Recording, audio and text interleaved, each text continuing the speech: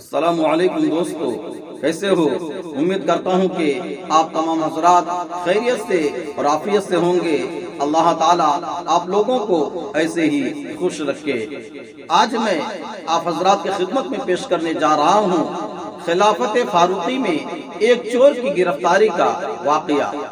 آپ ویڈیو کے لاسٹ تک بنے رہیے، انشاءاللہ آپ کو فائدہ ہوگا۔ تو چلیے آج کی بات شروع کرتے ہیں۔ ایک چور حضرت عمر فاروق رضی اللہ تعالی عنہ کے زمانہ خلافت میں آپ کی عدالت میں جلادوں کے سپرد کیا گیا۔ اس نے فرمایا کہ مجھے معاف کر دیا جائے۔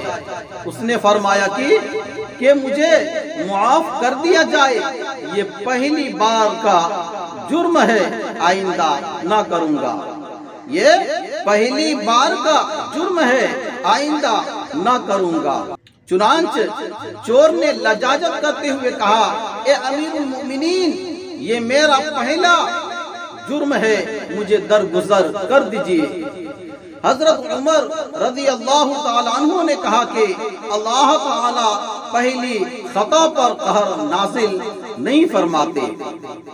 حضرت عمر رضی اللہ تعالی عنہ نے کہا کہ اللہ تبارک و تعالی پہلی خطا پر، پہلی غلطی پر قہر نازل نہیں فرماتے، اکثر اپنے فضل کے اظہار کے لیے بندوں کے جرائم کی پردہ پوشی فرماتے ہیں۔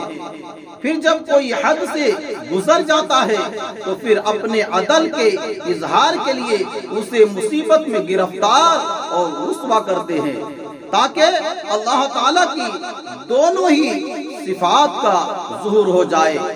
ایک صفت بشیر ہے، یعنی خوشخبری دینے والے، اور دوسری صفت نذیر یعنی ڈرانے والے ہیں۔